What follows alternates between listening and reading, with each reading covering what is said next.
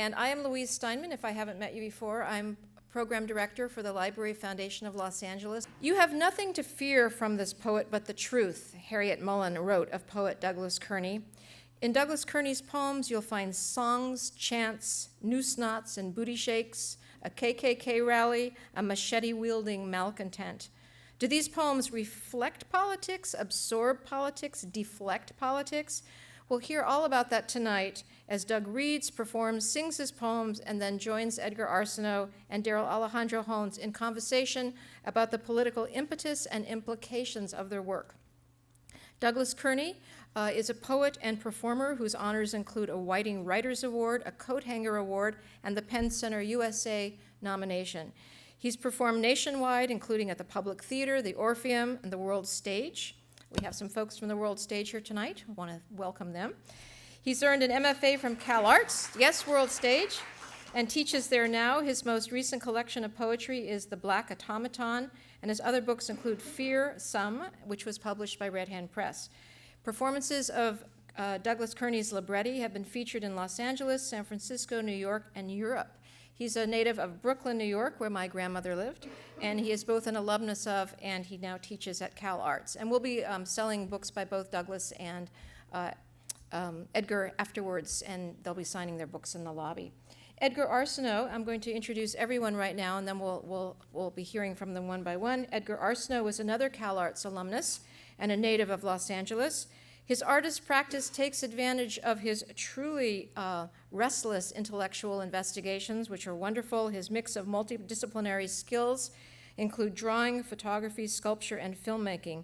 He's the recipient of many awards, including the U.S. Artists Awards, and his many solo shows include exhibitions at the Hammer, the Kitchen, the San Francisco Museum of Modern Art, Suzanne Vielmetter Los Angeles Projects, and the Studio Museum of Harlem. His work has also been included in the Whitney Biennial and the California Biennial. Arceneaux's studio work often examines memory and place, and lately he's turned his focus to Detroit, a site of social unrest and economic decline, looking at the risk of the present becoming a ruin. We'll also hear about Edgar's involvement, his long involvement with the Watts House Project, where he's been director since 1999. The Watts House Project brings residents together in a creative partnership with artists, architects, design professionals, and volunteers to revitalize the neighborhood and reimagine the environment through inventive programming, community involvement, and functional and creative housing renovations. My staff and I visited WHP earlier this month on a rainy day, and it was just so memorable and so moving to see these very intimate interventions in the housing on the street and their interactions with the people who live there. It's really the personal as political. And Darrel Alejandro Holnes is the programs director of the Poetry Society of America. He's an award-winning poet and playwright originally from Panama City, Panama. He holds degrees in creative writing from the University of Michigan and the University of Houston, and his poetry has appeared in many journals. And his play, The Burning Room, was a winner of the WSU National Student Playwriting Award. We welcome Darrel to Los Angeles from New York. We're going to start tonight with Douglas Kearney, so please welcome Douglas to the stage.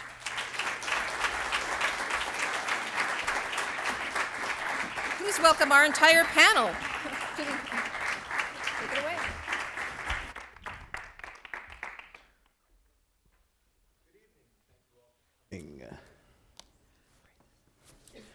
I'm going to start tonight with a brief statement about my poetics and their connection to politics.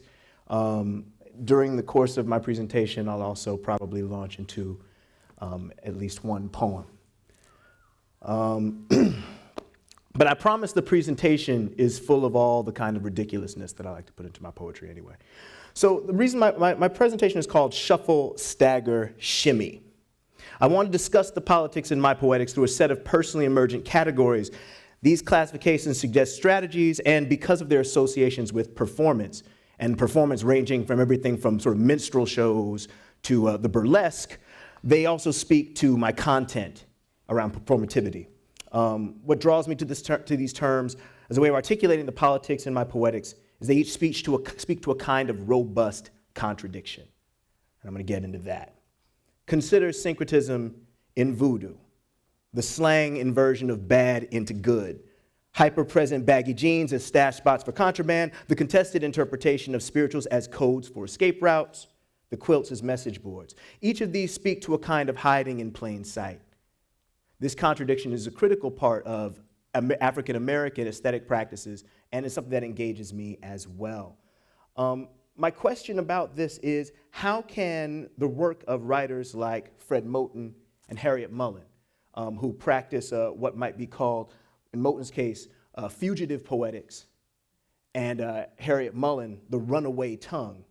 Both are slant-rooted in a kind of an African diasporic aesthetic, and as Moten points out, the wanted fugitive is wanted precisely because he's unwanted. So you see the kinds of contradictions within that. How can their work function as a kind of guiding principle to push my work beyond the context of poetry? And I want to say that art offers a kind of cognitive technology through which we can learn to think our way through problems with analogs outside the gallery, the book, or the theater. Thinking our way through doesn't necessarily mean we've solved the problem. Consider like the blues singer who might go on about how I lost my woman, she left me there in the cold. And by the time we get to the last verse, the blues singer is working through that problem, not necessarily resolving it. He doesn't necessarily get the woman back. He doesn't necessarily realize that she was wrong for leaving him because she was actually the guilty party. He just moves on. So instead of a kind of figuring out a solution, there's just the opportunity to transcend. So I think that art can provide us with that. Reckoning with something gives us the opportunity to actually come to a reckoning. I'm interested primarily in how to hold the contradictions that I talked about earlier. I'm saying we, like y'all are speaking, but it's me. Mine. I have the microphone. Anyway, all right, so let's move first to shuffle. All right. The shuffle is an effort to please, an obsequious recalibration and recapitulation in which the shuffler remains off balance. Yeah, y'all didn't know I was going to do the whole minstrel today. All right. But this shuffle has been adapted to the footwork of boxers, also like Muhammad Ali. Shuffle, shuffle, bust 'em, right? The shuffler questions the foundation of the exchange upon which the two are meeting. What is the grounds? The shuffler remains off balance. And we could think about this as a submissive position. But if we think about it in the realm of Ali, it is actually a powerful position. Because typically, the shuffler's off balance because the foundation is not what serves the shuffler in the first place. Consider the shuffler who says, after he does something wrong, "Oh, I'm sorry, boss, you wouldn't have to hurt little old me, would you? You wouldn't have to." The foundation says he should. But the shuffler switches that foundation right after the transgression. In my work, shuffle becomes a shifting of units of language, like here with the word crack, and also the word buck, and also the word white kill. To big thicket, a crack is a buckshot. To big thicket, crack is a stick broke crack. Headlights staggering the home, the road kills, buck crack to big thicket, we go two sticks, two stick bucks, hot drink, heads, light stagger, in the load, long the trees, long the creek, crack, stick broke, light kills, we go to big thicket, to home on a kill, buckshot, crack, staggered by drink, headlight to buck thicket, buck on each pickup, staggering, what you looking at? The pickup, headlights, long the road, crack, buck broke, crack, the white stick, big thick, at long the trees, long the creek, drink, staggered, broke, white, kill the buck, staggering home, crack, the trees, pick up, we go to big thicket, what you doing here? Buck, stick to home, crack, stick broke, huff, go, white light, break the trees, break for home, along the road home, white's homing on we, huff, go, buckshot, crack. So that's a kind of a shuffling, right?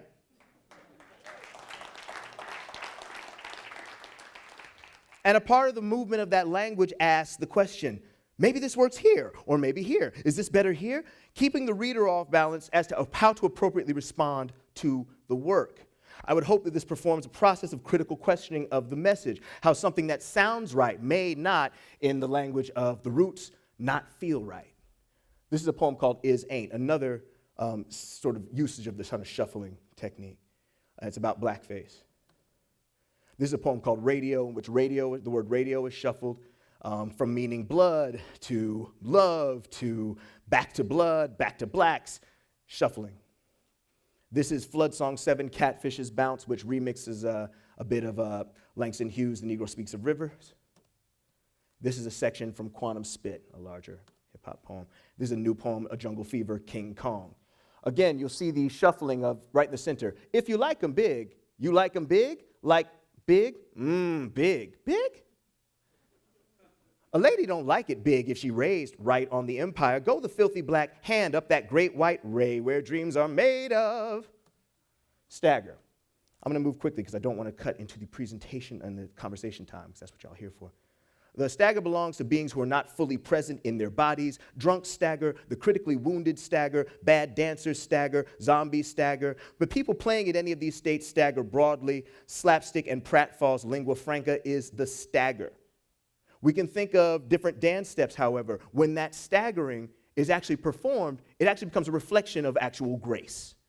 So as opposed to being somebody who is not fully a master of their body, grace is someone who is a master of their body. So think of any number of dance steps, from the jerk, to the Roger Rabbit, to the camel walk, to hoofing, to Motown footwork, to the up rock, to capoeira.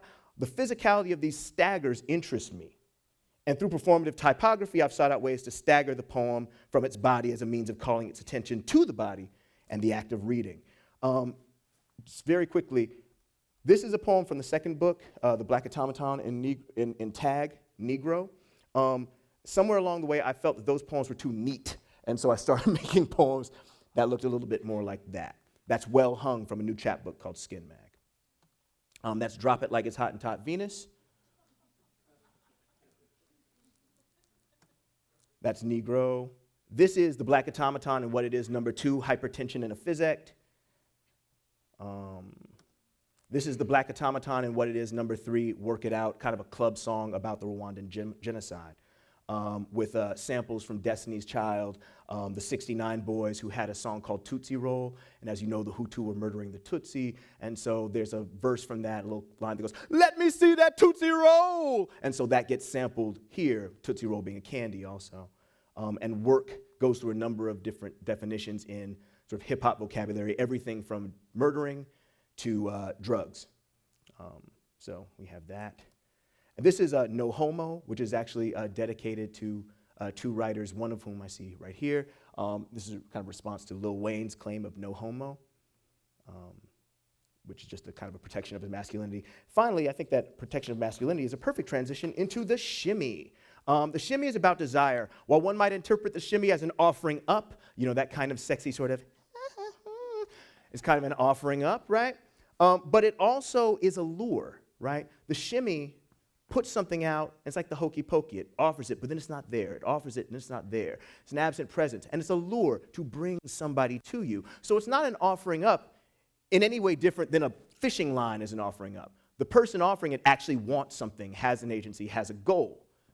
And that's another space where I see a kind of contradiction that is a fascinating thing to work on. And to me, the shimmy is about desire, not seduction, but desire, which I think is management of desire is an incredibly political concept. It is part of the major work of politics, managing the desire of who you're addressing, right? This has been a harder sort of thing for me early on. This is a page from some pages from my libretto that was my thesis project at CalArts. On the left is an artificial language, an invented language. That would be the English part of it. On the right would, throughout the opera, be blocked. The translations would be blocked by different things on the stage, frustrating the desire of the viewer to get and apprehend the text, right? So that would happen throughout it. So that was a kind of shimmy. Here's another one, and another one. This is a poem called Swim Chant for Nigger Merfolk. It's a peppy poem about the middle passage. Here, shimmy is a kind of a change, like a volta. What you wanted is not what you end up getting from this poem. Canal Rat's Chanty, also a kind of blurring. This is from Thank You, But Please Don't Buy My Children Clothing with Monkeys on Them. One section of that, little monkeys. Little monkeys, curly-cued tails, troop queries on my babies, curious, little monkeys and the uniformed overseer, who can tame them, unruly little monkeys, no ways tired with new IDs and bipedal reveries, musing little monkeys is pointless, stick them with sticks, big leaps from their green tenements, angry little monkeys, go chew on the saw, fruit falls when ripe, wait, hungry little monkeys, smiling little monkeys, chiming pajamas, little monkeys, pincer the cribs, but my pinch scissors, my daughter's onesie, leering little monkeys, been to the cribs, been senators, hissing in little monkey beards. Little monkeys' hands all murder soft. Put your hands up, little monkeys. Shot, love for little monkeys. Little monkeys, humans over little monkeys, motherfucker. Little monkeys over babies, bucking on the lamps, messing the light, smearing little monkey shadows on my son's face. Little monkeys gibber from the nursery porch, the street. Little monkeys, aha, freeze, little monkeys. Found my baby's clothes like blood, like shit. Little monkeys, thank you, no. Little monkeys, no, thanks, no. Ah! Thanks.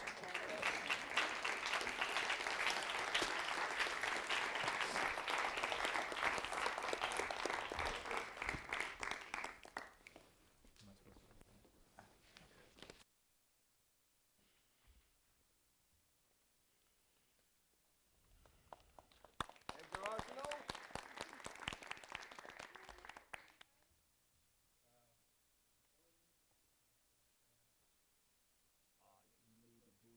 I was so sure. Nice, thank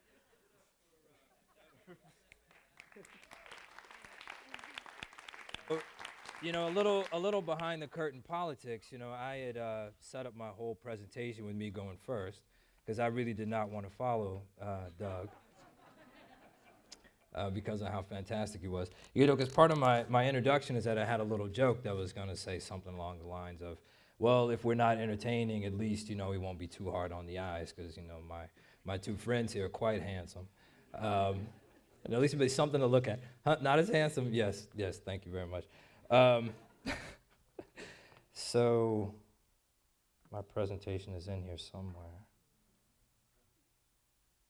Rick? Huh? Minimize. And then? Maximize, thank you. This is gonna be, you see what you started? This is gonna be a very interactive presentation. Okay, so, hi everybody, I'm Edgar Arceneaux. I'm an artist.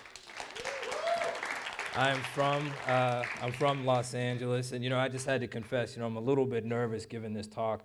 Not because I haven't given it 1,000 times, but because my wife is here and she never comes to my presentations, but she's here today. So if I stagger, stutter, fall, or trip, you can all blame it on her. So Louise was kind enough to have us all here together and to ask me and Doug and Darrel to present 15 years of work in 10 minutes. So what I thought that I would do is to present what I consider to be 3 kind of cornerstone projects in my practice over the last 16 years. One of them being the Triadic Drawing Series, which I started back in 1996, which is a series of works that are based on coincidence and chance, or what you can call poetic redundancies that happen over time. And the very first one is the one that you see in here, which is called Spock, Tuvok, Tupac. And I was inspired to make this drawing because I was watching Star Trek: The New Generation, which my father was a Trekkie and introduced me to the series. But when I saw this new Vulcan, Tuvok, this African-American Vulcan, I was really interested in him because I knew that Spock was representative of the Jewish intellectual kind of projected into outer space. So I thought to myself, well, what does this mean exactly to have a black Vulcan?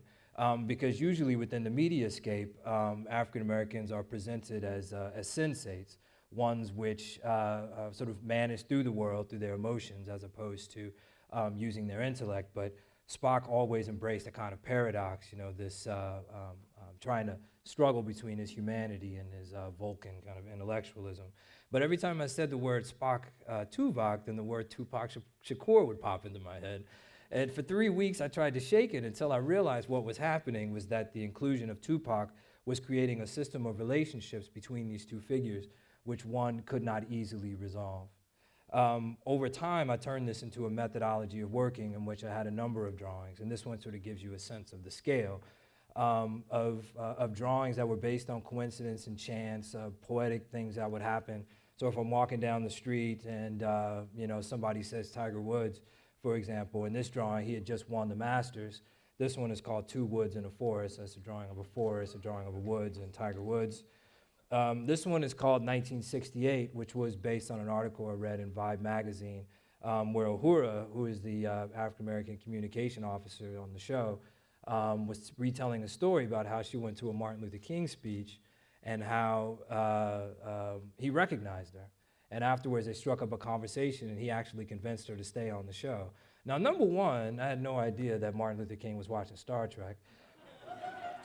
And number two, I just had no idea that Martin Luther King watched Star Trek. You know, it's still sort of, that's still surprising to me.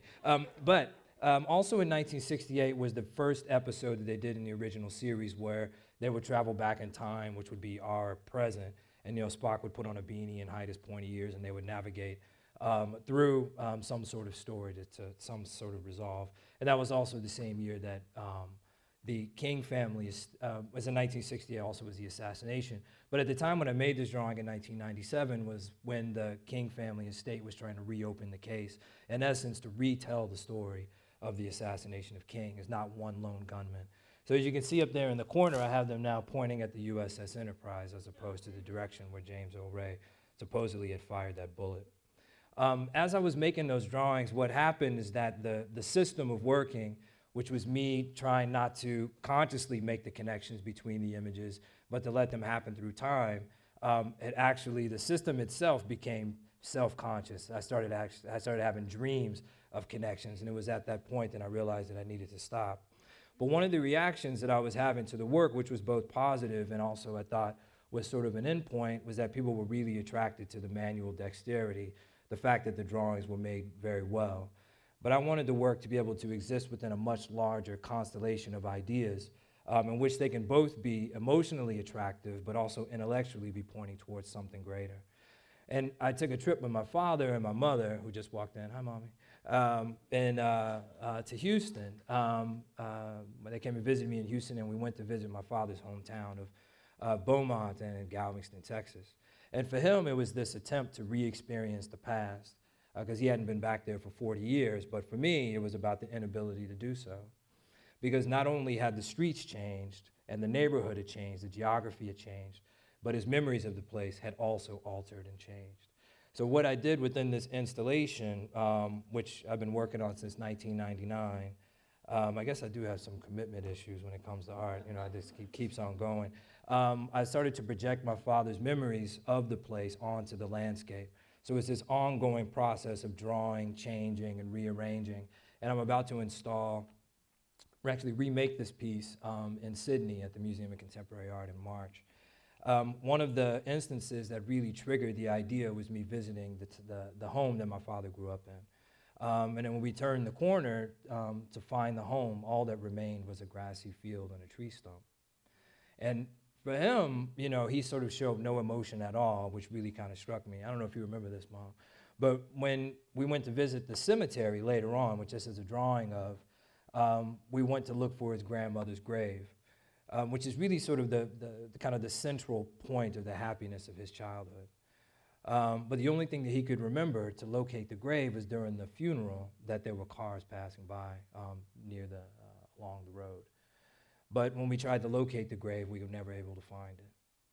But what was sort of magical about the cemetery was that there were these, seemed to be 200-year-old trees that were toppling over the tombstones. The grass was overgrowing in every direction. It had just rained, it was hot, it was summery, birds chirping, the mosquitoes were eating us alive. But I thought later, wouldn't it be this amazing sort of metaphor to imagine the roots of these age-old trees stretching themselves out and wrapping themselves around all the bodies in the cemetery, creating this underground system of relations, which was completely invisible to us. This connection between home and history and family and the malleability of space and the politics that are associated with them is part of the interests that have drawn me to Watts House Project. I've been involved with Watts House since 1996. We describe it as an artist-driven neighborhood redevelopment organization. We're based in Watts, right across the street from the historic Watts Towers. Artists and architects and families work together to bring about improvements to their homes. And renovations is sort of at the heart of what we do. But we also have programming, which is meant to be not just a transformation of the home, but also to work with the family to leverage their skill sets towards the improvement of the neighborhood and ideally grow their businesses at the same time. Improving the homes, growing the infrastructure of the family. And ultimately, what we're trying to do is not to turn everybody into an artist, but to simply change the roles that people play in the reshaping of their public space. Conocimiento is a term that I learned recently, but this is really at the heart of what we try to do, which is to build a space for building rapport amongst strangers, where strangers can become friends, building trusting relationships, which can then lead to co-powerment or shared kind of building activity. This is where we're located in the pink area right now. That's our 5 projects in our redevelopment zone. These 5 projects are kind of our demonstration projects. One of them I'm going to show you, which is very special to us. We just got a grant from Art Place for $370,000 to renovate these 3 properties. And by LA standards, they're pretty old. They're about 100 years old. They're actually built by hand by the Burnett family that migrated here from somewhere in the South. One of the things that we try to do is to partner with folks in which we can find mutual benefit. And in this case, it was the School of Architecture at USC. Some of our partners are like the Hammer Museum or LACMA. We've worked with Art Center College of Design or students from Biola University or the local church that's been there for 88 years. The idea that they had was to create a kind of a facade improvement that would be high impact but low cost, because in reality, we actually had the ugliest houses on the block. So working with folks within the neighborhood and the school, we were able to create this level of transformation. But what we're intending to do now is to transform most of these houses, pretty much all of them, back into livable residential homes. And the reason why we decided to do that is because there were a few folks on the block who were in the crosshairs of being forcefully evicted from their home. And my thought was, how can we call ourselves Watts House Project if we didn't allow for that basic security of house and home? So we completely changed our programming for that space. So the leveraging of local skill sets, and this is 2 good examples. This is Rosario Alvarez, who's our resident chef who loves to cook. She learned it from her mother, but has no ability to be able to start her own business. So we're working with her in an incubation capacity to be able to start a catering business. So she cooks all of the meals, she caters all of our tours and events, and everybody loves her food. And by the way, if you guys ever come and visit us, let me know far enough in advance, and I'll make sure Rosario hooks up something for you. But her husband, Genaro, is our resident blacksmith. He started welding his first project when he worked with us, but he didn't have a license. So one of our programs, we created a vocational scholarship program, where now I'm proud to say he's 1 exam away from getting his license. So we see ourselves as an innovative model that merges art and architecture and community building. But at the heart of what all these things sort of are drawn together, and Darrel asked me to show this 1 slide, and then I think we're going to cut into our conversation, is that for folks like me and like Doug, and I imagine for many of you, who are driven by your passions towards either a mission, a purpose, or an intent, oftentimes that's an extension of our values, an extension of our own personal temperament.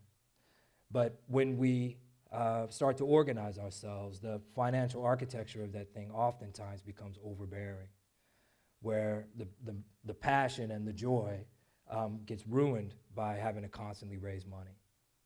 So within our practices, how are we able to strike a balance between the things that we value with our own temperament and be able to build relationships in the same way we do with the community, with the spokes of support that we need to be able to realize these things, so that it's also joyful for us as well as bringing benefit to others.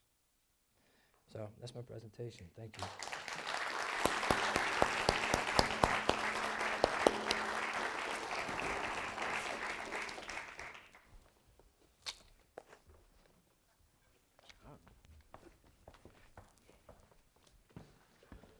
Hello. Let's have another round of applause for Doug and Edgar. How did I do on the time? Oh, I think you were fine. So I'm Darrel Alejandro Holnes with the Poetry Society of America. Are you guys ready for a conversation? Yeah. Great. Somebody should. So Doug and Edgar, let's explore art as a means to exercise politic. How does your art practice create a dialogue? Is that dialogue political? I oftentimes do have the opportunity to talk to folks after a reading, and the conversations range from everything why did you use that word? As I said, I have a poem called Swim Champ for Nigger Merfolk. And so, a wide range of people come up to me and ask me, why would I use that word? And I say, because it's the exact word that needed to be used, not GGA, not NIGRA, but that word speaks to a very specific kind of abjection and a kind of disregard that the poem required. I mean, to me, the work of a poem is not coming up with an idea, it's finding the right words and the right syntax with which to make that idea mean something to someone besides you, and also to unlock what you actually think about that idea. So I've had conversations about that, but I've also had conversations about, in the same poem, people said, I don't know how to react to a poem about the Middle Passage that has a line from Disney's Little Mermaid in it. I don't know how I'm supposed to react to that. But they're totally related. Exactly. Oh, yeah. I mean, yeah. Well, I mean, they are related. I mean, because the Middle Passage does have mythological qualities to it. I mean, it's archetypal in its very essence. I mean, there's a group that's called Underground Resistance that's out of Detroit, and one facet of the group is called Drexia, and the Drexian mythology is reminiscent of Parliament's mythology about outer space. But their whole thing is about looking at inner space, sort of like not the darkness of that which is outside, but the darkness which is within us. So they came up with this story, which is what during the Middle Passage, when pregnant women would get sick, so oftentimes they would be thrown overboard. But their story was, well, since the babies were already breathing in liquid anyway, wouldn't it be amazing if they were born in water and then they swam themselves to the shores of Detroit, and now they live amongst us. And guess what? The aliens are you. It's sort of the idea. But that mythological quality that you're talking about, I mean, Disney is actually very good. And now that I actually know a couple Disneys, I have to be careful how critical I am of them. But, Disney is actually very good at taking very difficult and complicated mythological subject matters and then turning them into caricatures. Like, what's the cartoon they did about the son of Zeus? Or Hercules. Hercules, Yeah, because Hercules' mother was raped by Zeus. Yeah. He came as a goose, and then the baby was born. He's a bastard. But in Disney, He's a hero. Yeah. From zero to hero in no time flat, actually, is how the song puts it. Hercules. Right. Yeah, exactly. It was some of the first actual humanoid black people in a Disney cartoon were the muses in Hercules. So that was the first time? It was one of the first times that you had you had the Song of the South, though. Yeah, but those were all animals. All the animated figures. The animated, there was a real black man. Yeah, but I'm talking about the cartoons. Oh. They didn't when they had their kind of and I went to CalArts, so in Disney I trust, but So did I. But when they had their kind of the Renaissance in the early '90s, late '80s of Disney that started with The Little Mermaid, right? And then they went to Beauty and the Beast, and they went to Aladdin, and they were doing ethnic treatments of people, right? And then Mulan, Pocahontas, and when they got to Africa, it was back to animals. Yeah, it was the Lion King. So the first human characters. I say humanoid because they're goddesses, but that's still a plus. So you begin to see that there, and I mean the project of transforming these sort of folktales, oftentimes folktales, fairy tales, miracle stories that are the backbone of Disney's film production, does have that kind of cleaning up and simplifying that some like the folklorist Jack Zipes connects to Charles Perrault, who took things like Little Red Riding Hood, which initially was a story that involved a girl saving herself, outsmarting a wolf, and when Charles Perrault got his hands on it, he turned into the hunter, saves her because the stupid girl disobeys the mother and gets eaten, raped by a wolf. Becomes a moral tale. What I'm hearing is that your politic is inscribed in a kind of exploration of mythology, which is obviously articulated in your rhetoric as a poet, would you say that you also explore mythology in your work, Edgar, or how do you see your politics? Yeah, I mean, most definitely. But I think a good segue is to talk about the things that you don't see in the Disney cartoons, like you were saying. Yeah. I mean, my buddy Kurt Foreman, who is a sort of an authority on sci-fi and horror films, he's like, one of his lines that always stuck with me was, Edgar, the politics are in the background. So it's not what they're showing you centrally within the foreground, but oftentimes it's the stuff that you're not seeing that really is sort of ultimately an expression of his politic. Right. Within my work, I don't think of myself as being an overtly political artist, because I'm not. Nor do I even really imagine myself as an activist, though people have associated that with me because of the work in Watts House. But where I think that the politic comes from ultimately is within the methodologies that we use to construct the narratives that we tell. So a good example of that is with the Spock, Tuvok, Tupac work. Like, that whole body was described by indeterminacy and chance. So each one of the juxtapositions was really a matter of a system, not a matter of my own taste. Right. But clearly, the things that resonated with me is an aspect of myself. Right. That does come out. So the things that we juxtapose ultimately becomes an expression of his politic, but it's not an overt political expression. So, with, you had a question? No, go ahead.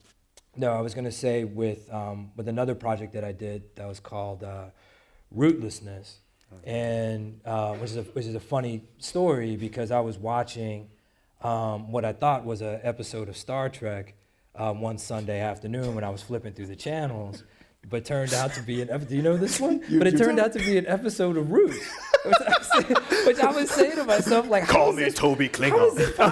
Yes, exactly. Because, like, you remember, Sasha, you must remember this. Like, I was like, why are all these Star Trek actors in Roots, and why is Roots doing a Christmas special? Because it turns out that there's 3 generations of Roots. There are. Right. So they did a reprisal of Roots, and I actually believe that LeVar Burton was playing Geordie LaForge in Star Trek at the time when he took on his role as Kunta Kinte again. And of course, he's much heavier now. I mean, he was on a diet, but you could see he was much fatter, and it was just really he still had his visor on. Yeah, he was like wearing it on the set, the wrong set. Yes, exactly. Yeah, exactly. He's like, where am I? But I see you behind that tree. I mean, But the thing that was really interesting to me is that I was thinking to myself, like, what a peculiar kind of genealogy that Cisco from Deep Space Nine and the captain from that LeVar Burton and that Tuvok would be in it, and then also Captain Janeway was in it. Yeah. And I was thinking, like, is this, like, maybe these guys have come together in other films? So I had come up with this whole theory, and I had told my dealer I was going to make a show about this, and that I was going to track all of the films. My art dealer, thank you. I told my art dealer. Because I was wondering. Thank you. My art dealer, yes. That's what I had intended to say. My art dealer. I told my art dealer I was going to make a show based upon finding the genealogy of all the actors that were in Roots and in Star Trek, and of course there was going to be this amazing cosmology of films, and I was going to make drawings based on these films. But to my dismay, these were pretty much the only 2 films that these guys had ever been in together. It was in Roots and then in Star Trek. So, but when I took a step back.